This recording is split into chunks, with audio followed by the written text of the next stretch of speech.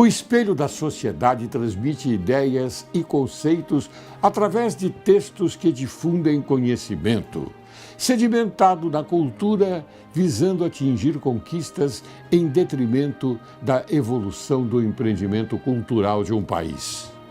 A porcentagem de leitores não cresceu na mesma proporção que a expansão demográfica mundial. Somente com as modificações socioculturais e econômicas, o livro começou a ser utilizado também como meio de divulgação dessas modificações, e o conhecimento passou a significar uma verdadeira conquista para o homem, que, segundo se acreditava, poderia ascender socialmente se se interessasse na leitura de um livro.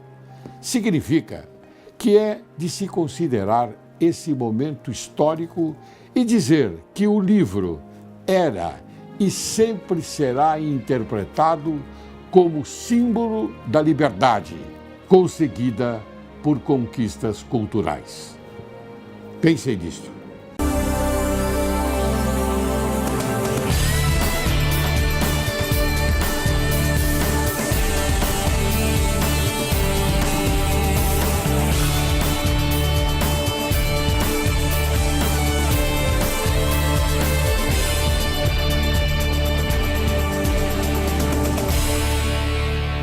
Direito e Justiça em Foco é o teu programa e o Brasil, o teu país.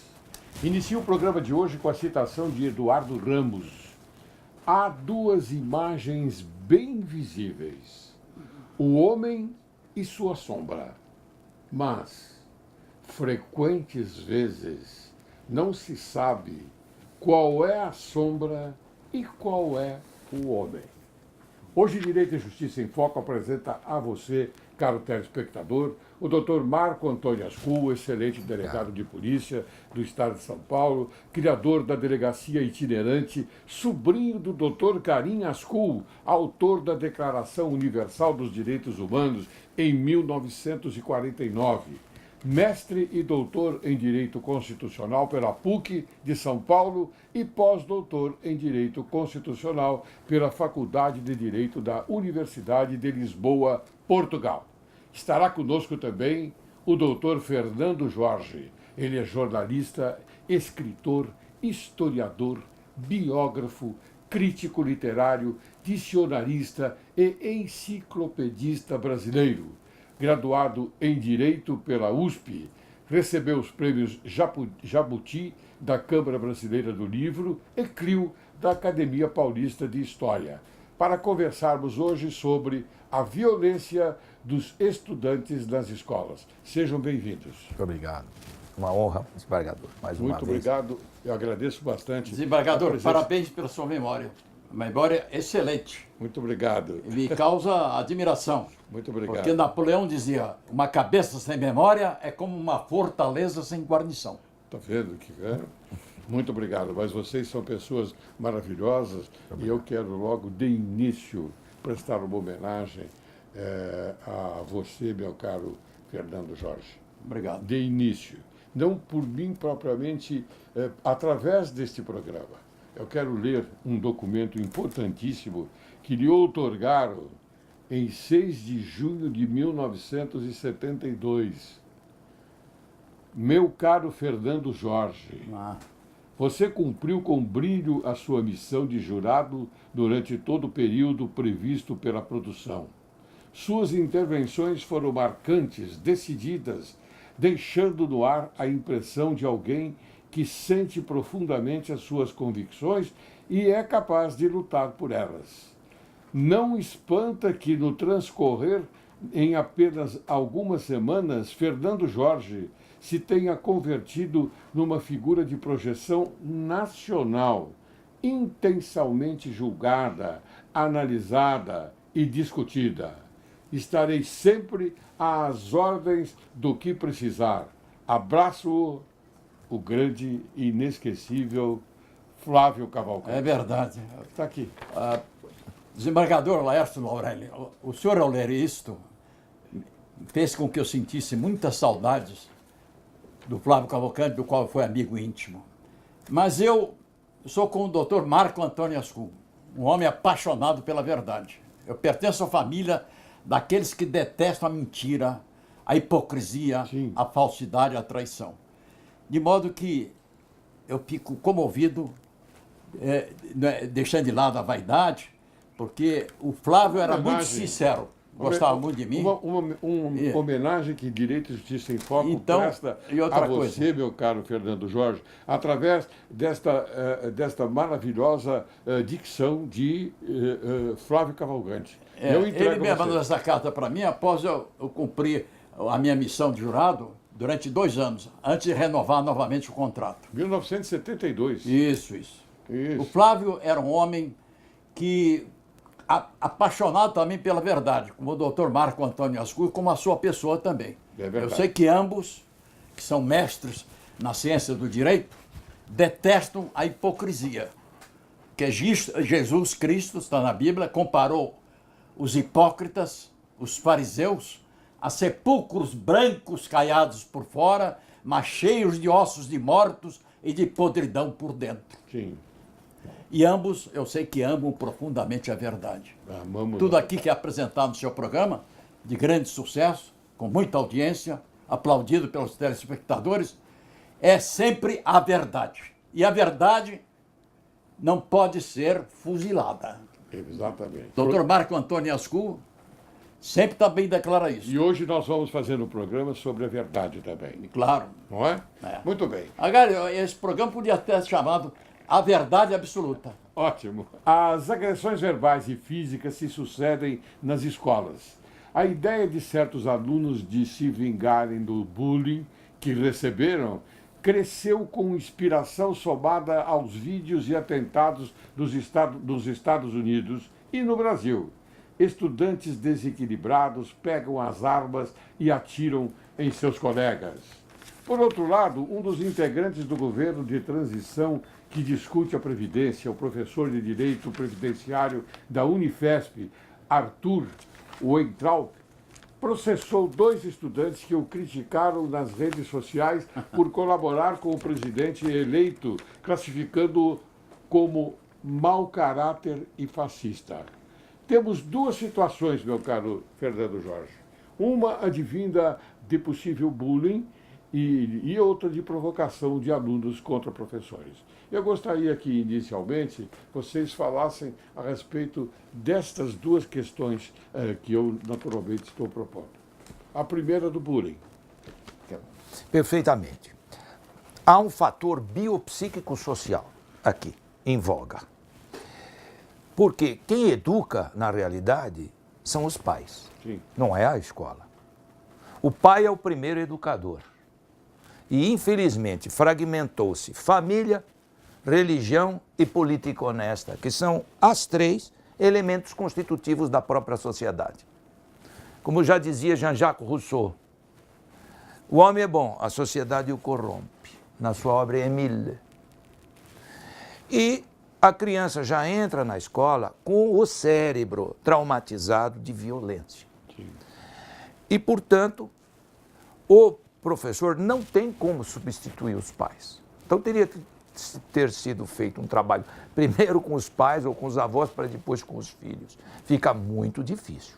Então, infelizmente, com esse sistema mundial em que nós vivemos, materialista, hedonista e consumista, e quando eu digo hedonista, com as vistas voltadas para dentro, e com essa rede de internet que só, infelizmente, vão bombardeando e destruindo a dignidade, enfim, tudo que é providencial, e as escolas acabam não ensinando o essencial, como combater mentalmente esses grandes inimigos que nós chamamos as 3 cabeças de cobra. Muito bem.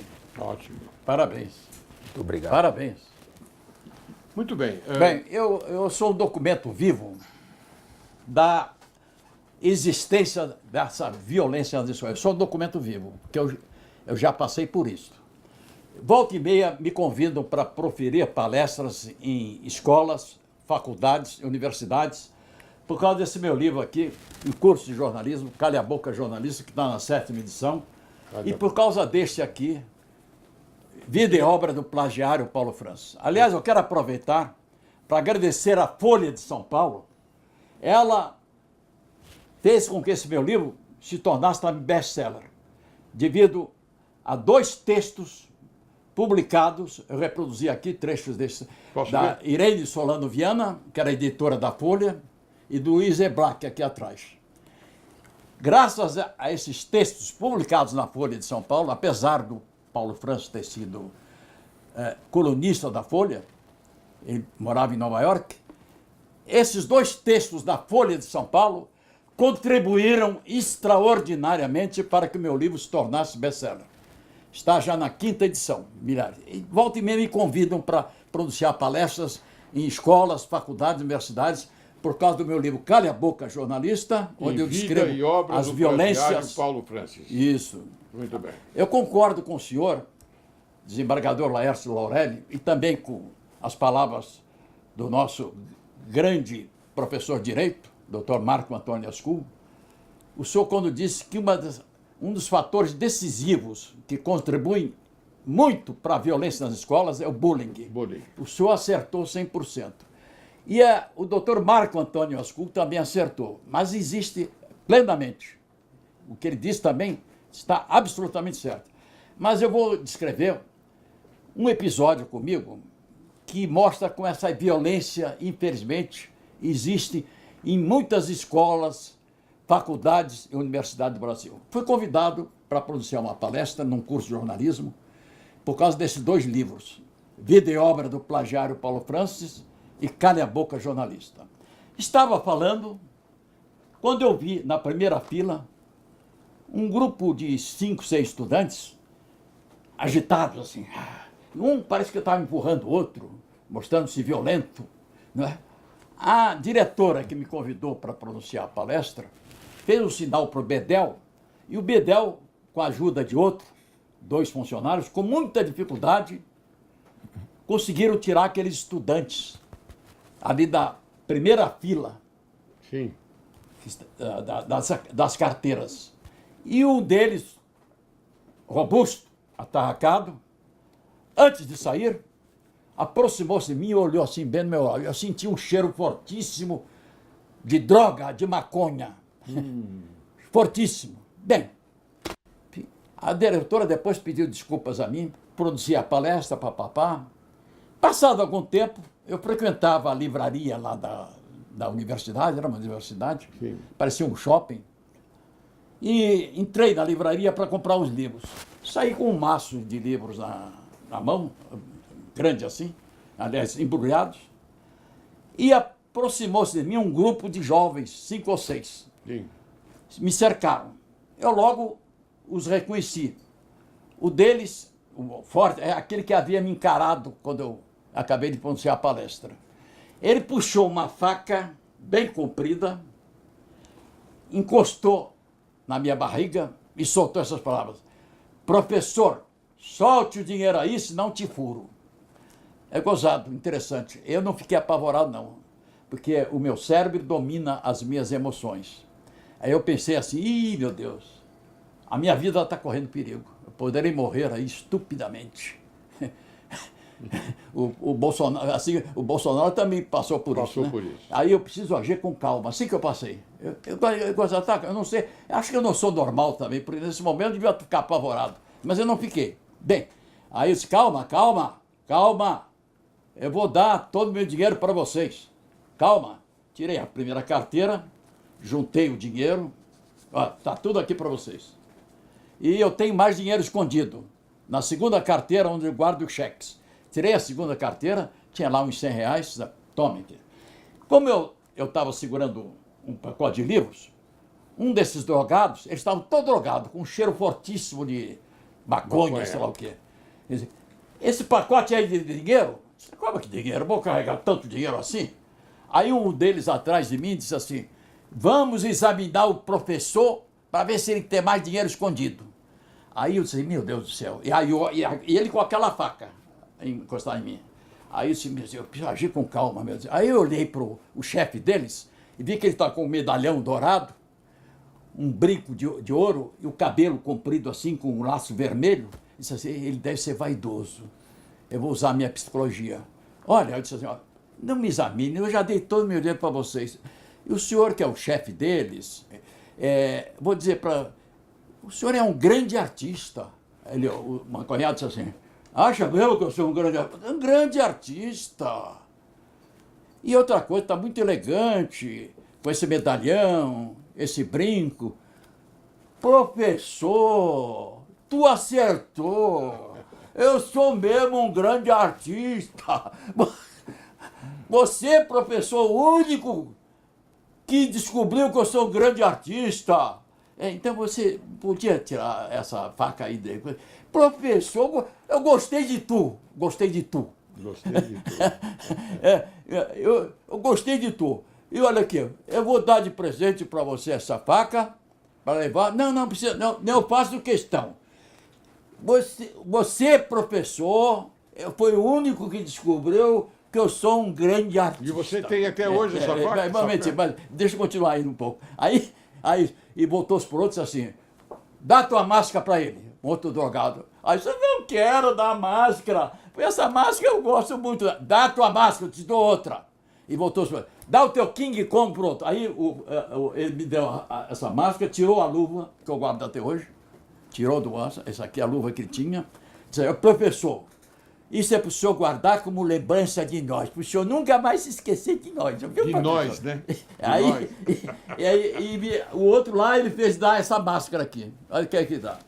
E pediu, o outro lá, quando tirou a máscara do bolso, beijou a máscara. Igual a do Bolsonaro. Olha a faca. Eu guardei isso, sabe por quê? Porque se um dia eu escrever um livro de memórias, eu vou mandar fotografar isto. Sim. E me deu essa máscara aqui. O drogado lá, quando me olhou, disse, eu gosto tanto dessa máscara. Começou a beijar.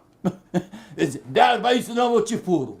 Se você não der a máscara para ele, eu te furo. O professor descobriu que eu sou um grande artista, ele merece receber essa homenagem. E você dá o teu King Kong para ele. Eu sei, o que King Kong? Dá o teu macaco para ele. Aí o outro disse, não, mas eu gosto do King Kong. Dá o teu macaco para ele. Aí ele tirou e me deu isso aqui, ó.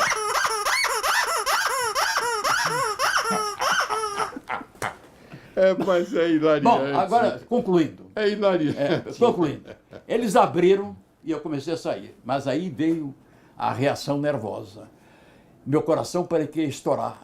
Naquele momento não sei nada, mas eu, bum, bum, bum. Eu pensei que ia ter um infarto. Eu estava tonto assim. Eu não sei como me dominei. Quando eu pus os pés na rua, passou um professor que me reconheceu, disse assim, professor Fernando Jorge, o senhor está sentindo mal? Eu acabei de ser assaltado aí, eu já sei. Estudantes maconhados, isso. Mas o senhor está muito pálido. Por favor, o senhor me leve até um ponto de táxi. E quer dinheiro para... Não, eu tenho dinheiro mesmo. Me coloque só no táxi. Isso aconteceu. Então, a conclusão que eu chego. Eu vou pedir ao doutor Marco Antônio Ascul para ler isso aqui que saiu na revista Veja. Pois não. É uma coisa curta. Para comprovar tudo que eu disse. Baseado em evidências.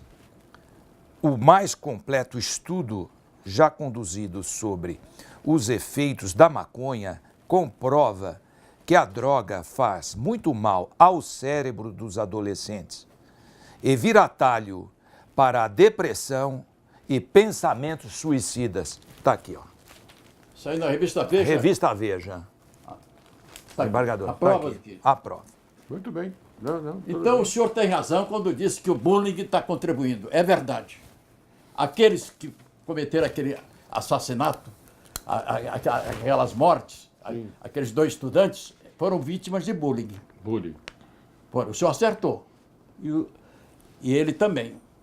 Ambos acertaram 100% na sua análise. Belíssimo. Mas eu acrescento, a droga está contribuindo para aumentar cada vez mais a violência nas escolas. Eu concordo. E olha, desembargador, está aqui a Folha publicou em 18/3/2019, veja bem, em metade dos ataques contra as escolas, armas vieram das casas dos atiradores. Armas de fogo. aumentando a venda de armas, vai aumentar a violência nas escolas. Doutor Fernando Jorge, essa primeira parte nós já discutimos. Agora eu gostaria de saber de vocês, porque eu preciso chamar um intervalo, mas logo no segundo bloco eu gostaria que vocês me respondessem a segunda questão a respeito do professor. Está lembrado? O professor que está processando o aluno. Ah, interessante. Tá Sim, certo? sim, claro. Então, logo no segundo bloco, eu gostaria que vocês, então, me abordassem esta outra situação. Tá certo. Você aguarde, logo, logo retornaremos.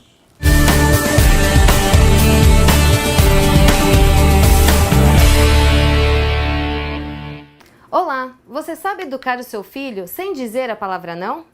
A educação pode ser exercida de diferentes formas. Basta fazer pequenas mudanças. Vamos lá?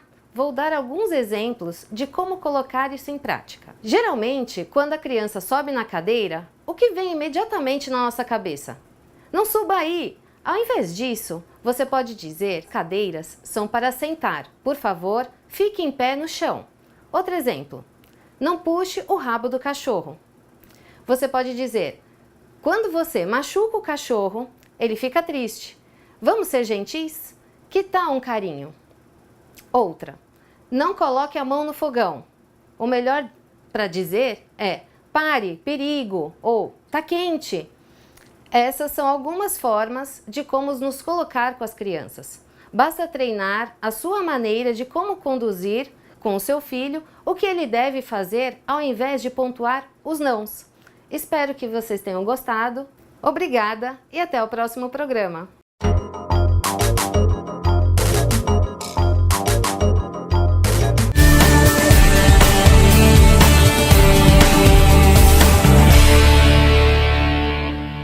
Retornamos. Hoje conversando com o excelente delegado de polícia, Dr. Marco Antônio Ascul, e o excelente Fernando Jorge, uma figura maravilhosa, uma figura que nós não podemos esquecer nunca, porque é um exemplo de cultura e de intelectualidade. Muito bem, então vamos responder aquela pergunta, aquela questão que eu coloquei a respeito do professor de Direito Previdenciário da Unifesp, Arthur Weintraub, que processou 2 estudantes que o criticaram nas redes sociais por colaborar com o presidente eleito, classificando-o como mau caráter e fascista. Vamos lá, Fernanda Jorge. Quer falar? Perfeitamente. O crime é de injúria objetiva, não é subjetiva, porque propalou-se e atingiu o bem jurídico geral por esse veículo, que é terra de ninguém, né? Hoje é a internet. Então, configurou realmente injúria e difamação. Portanto, nós temos liberdade de expressão, mas sem vitupério, sem baldão, sem excesso. Aí já foi longe demais e tem que se coibir as pequenas infrações para evitar as maiores. Como o Giuliani fez, né? Rodolfo Giuliani fez em Nova York. Aqui fez o contrário com a edição da Lei 9099 de 95. Exatamente o contrário. Então quer dizer que o professor, quando ele é ameaçado pelo aluno, ele tem que tomar uma providência. E é pedagógica. Não é? Quando a escola escapou, aí é polícia e justiça. Lógico. Tá certo, Fernando Jorge? Desembargador Laércio Laurelli, eu endosso totalmente as palavras do Dr. Marco Antônio Ascul. Muito bem. Ele disse o que eu poderia dizer também. Aliás, com muito mais brilhantismo do que eu diria. Porque ele é o mestre do direito. Ele conhece a legislação brasileira profundamente, minuciosamente. Mas você é o mestre. Totalmente. A diferença é esta. Você, Fernando Jorge, é o mestre. Isso. E nós aprendemos com o mestre. Exatamente. Nós somos discípulos. Eu sou aluno dessa grande professora chamada vida. Mas nós somos discípulos. Os discípulos têm que... É verdade. E outra coisa, a experiência... Precisam aprender com os mestres. Nós não podemos chegar no supermercado e dizer assim, eu quero 1000 quilos de experiência. Muito bem. Doutor Marco Antônio Ascul, o que gera hoje a violência nas escolas? O que gera a violência nas escolas, como nós enfatizamos, é a desestrutura da família, porque o jovem, está comprovado, muito comprovado isso, que é o jovem que sofre um trauma, uma violência psicológica, até porque o primeiro educador é o pai. Ele tem uma vida desagregada. e, consequentemente, a sociedade, a escola, não sabe tratar esse jovem no seu momento, principalmente o adolescente, no momento mais difícil, esses traumas causam um comprometimento no cérebro, até com dificuldade de aprendizado o jovem tem. E aí, esse bolsão todo que fica no subconsciente do jovem é devolvido para a sociedade. Das formas mais horrorendas, porque ele quer ser aceito, o jovem. E, consequentemente, o jovem se sente rejeitado. E as violências, elas não vêm só violência física, vêm com abandono. O pai é o primeiro ídolo, educador. A criança, quando entra na escola, ela não tem como suprir isso. Então, nós precisamos de meios para agregar a família. Nos Estados Unidos, os pais que não cuidassem bem dos filhos teriam os seus programas sociais ou assistência social suspensa, os pais desempregados. Então, nos Estados Unidos, nós temos a comprovação, coibindo as pequenas infrações, porque o jovem também quer saber onde ele pode ir, ele quer limites, alguém impor limites para ele. E quando ele não tem o pai, que é o herói, que é o ídolo, é isso que acontece. E, consequentemente, vai alimentando, que nem um fermento, na mente subliminar do jovem. Fora o que ele recebe de pornografia, dessa ditadura da sexualidade também, pelos meios de comunicação via internet.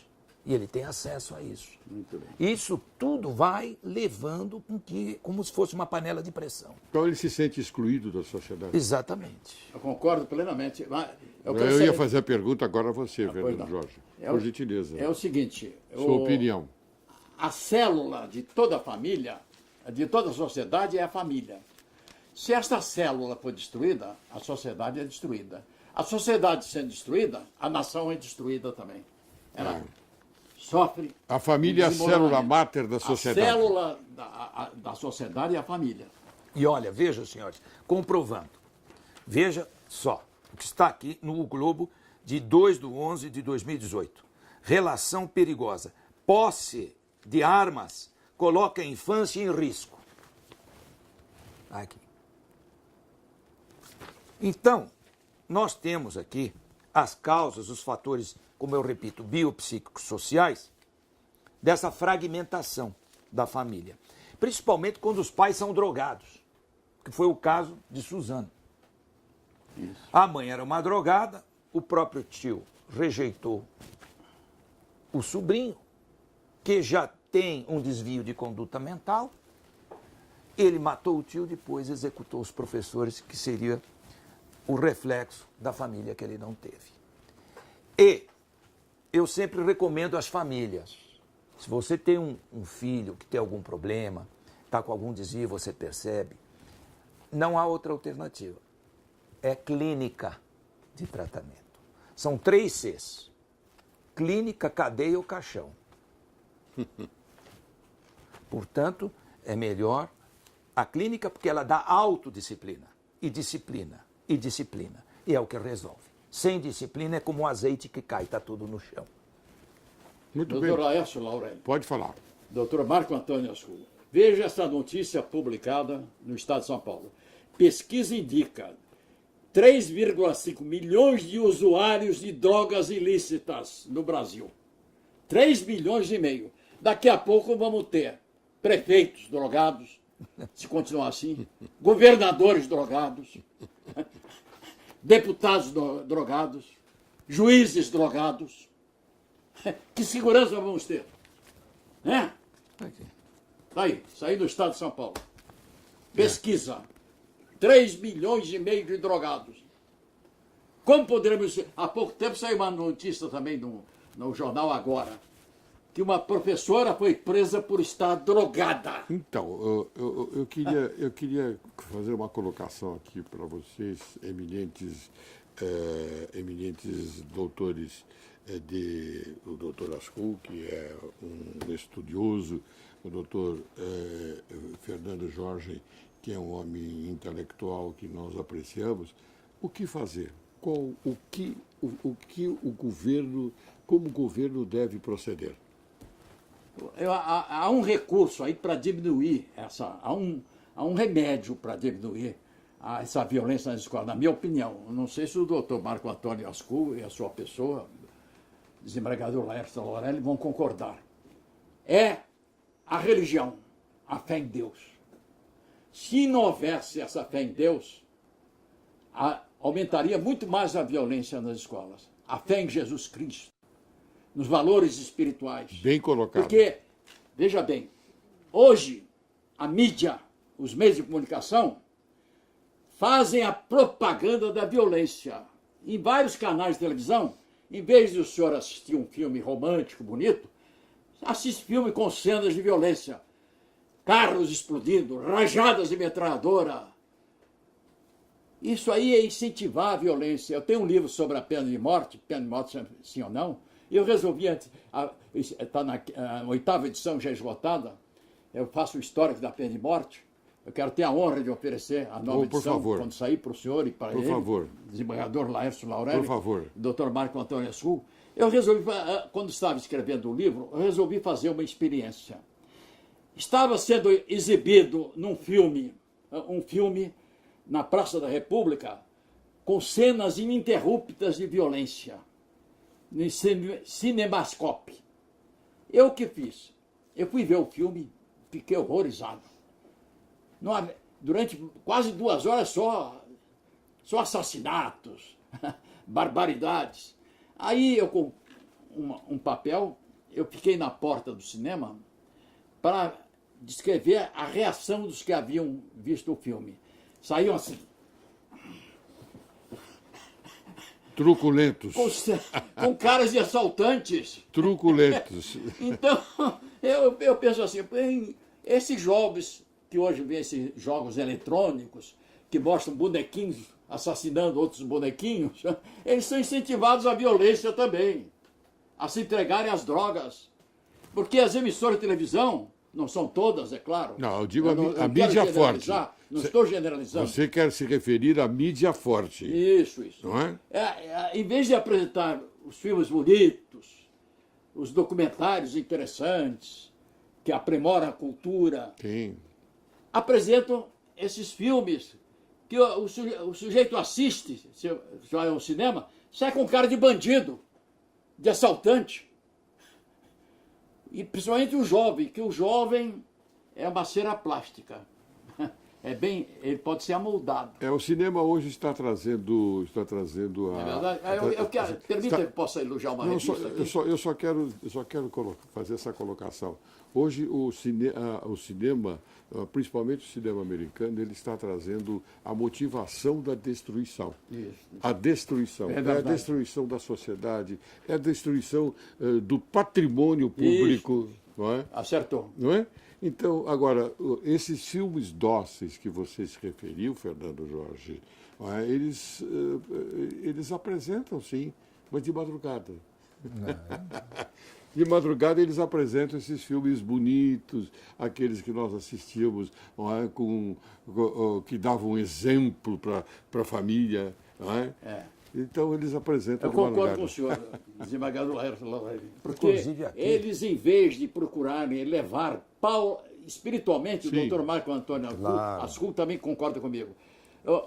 Assim, o espírito das pessoas, eles fazem o que? Eles pregam a materialidade, Mas nós em vez de temos pregar também, a espiritualidade. Mas eu cortei o seu raciocínio, você queria apresentar. É o seguinte, eu quero elogiar aqui uma revista que é admirável, porque é muito franca, Carta Capital. É do Mino Carta. Mino Carta, é um grande jornalista, renovador da imprensa brasileira. Um excelente jornalista. E outro jornalista que também é o Nirlando Beirão. Essa revista eu aconselho a lerem sempre. O Mino Carta renovou a imprensa brasileira, foi diretor da revista Veja, ele modernizou a imprensa brasileira. E Nirlando Beirão, que é o chefe de redação lá, também é um grande jornalista mineiro. Essa revista é ricamente informativa, merece todo o crédito. Carta Capital. Eu aconselho aqueles que querem ficar bem informados a lerem sempre essa revista do Mino Carta, o modernizador da imprensa brasileira. quando dirigiu o Jornal da Tarde e a revista Veja. É um grande jornalista e também o seu companheiro Nirlando Beirão. Muito bem. Então, nós sabemos, então, que vocês apresentaram essas provas todas, lógico. Eu queria, se o senhor me permite... Não, apenas o seguinte, são eloquentes, não é? Muito bem. Essas provas são eloquentes. Agora, eu queria saber o seguinte de vocês. A verdade, nesse caso, ela está bem visível, sem máscara? Sim, o que eu quero só salientar, desembargador, que, não obstante esse lado da educação, que é muito importante, nós temos que ter, de imediato, a prevenção. Nós não podemos esperar. Sim. Então, a prevenção, nós temos que usar de maneira inteligente. A polícia é inteligente, porque é a verdadeira segurança, a prevenção. Portanto, como vamos resolver? Com a nuvem da internet. É possível nós prevenirmos o crime. Hoje temos programas maravilhosos e que estão sendo desenvolvidos até pela Microsoft, de identificação, inclusive de imagem, e se a pessoa está armada ou não, se um jovem está andando armado, para que esse jovem seja apreendido antes de ser abatido. Portanto, esse é o resultado imediato. Até para depois fazer a custódia de doentes. Sim. É a área da saúde também. Então, eu sou a favor da união, da integração entre as polícias e também das seguranças chamadas informais, segurança primária, que é dar condições à estrutura familiar. E às escolas também, porque as escolas ensinam a decorar. Isso não adianta. Hoje. Hoje. Só ensina a decorar. Na nossa época era diferente. Né? Aí o jovem tira um diploma lá na frente, se suicida 2 vezes. E ele se transforma em robôs. Robôs, aí ele se suicida, porque esse diploma não vai valer nada para ele. Ou literalmente, ou parte para bebida e droga para se desligar da vida. Muito bem. Então, essas são as medidas que devem ser tomadas a fim de impedir o prosseguimento dessa doença, dessa ameaça permanente, à estabilidade do nosso meio social? Exato, controle, inclusive dos meios de propalação. Sim. Nós temos que usar da forma da nuvem de internet também para combater os seus efeitos maléficos. Muito bem, concordo com você, doutor Ascu, é verdade. Mas quando você fala de um jovem armado e quando se descobre que ele está armado, é um prenúncio de uma iminente violência que ele vai praticar? Sem dúvida, porque ele está no iter criminis. Já portar arma é ato infracional para o menor e crime para um adulto. Intercrimes bem colocado, não é? Pois é. É a primeira fase do intercrimes, Exatamente. Não é? Primeira fase. É a primeira fase. É estimulado. É estimulado. Incentivado. Olha aqui, ó, massacre lá em Suzano gera ondas de apreensões de adolescentes. Precisa tomar muito cuidado, porque muitas vezes a autoridade policial, por causa de uma brincadeira de escola, acaba cometendo abuso, como já aconteceu. E precisamos tomar muito cuidado. Bem, eu estou encerrando o programa. Eu quero a consideração. Desculpa, excelência. Não, mas vocês são pessoas, são intelectuais, vocês fazem provocações bastante próprias, provocações no sentido de informar bem o telespectador, que essa é a vantagem do programa Direito e Justiça em Foco. Trazer pessoas cultas como vocês para que a gente possa informar bem o telespectador, a sociedade brasileira. Então eu quero as considerações finais. As suas considerações finais, depois as suas.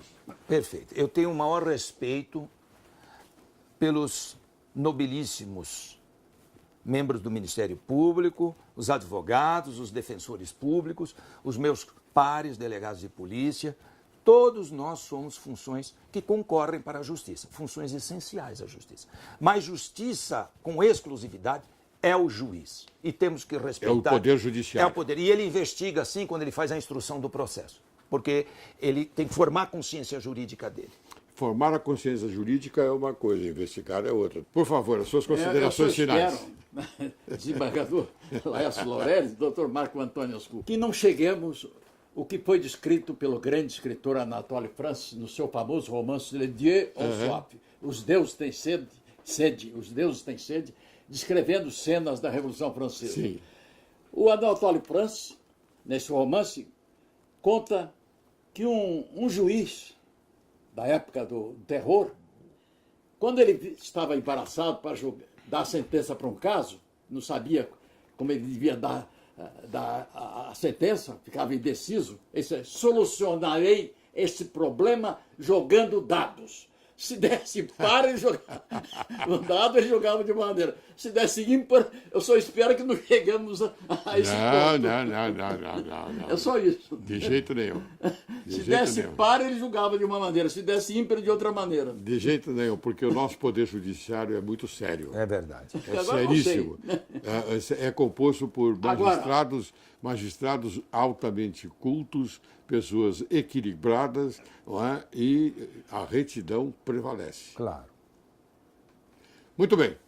Então, eu quero agradecer mais uma vez a presença de vocês. Nós discutimos um assunto importante sobre a violência. Vamos repetir mais vezes, porque eu acho importante isso, interessante e relevante.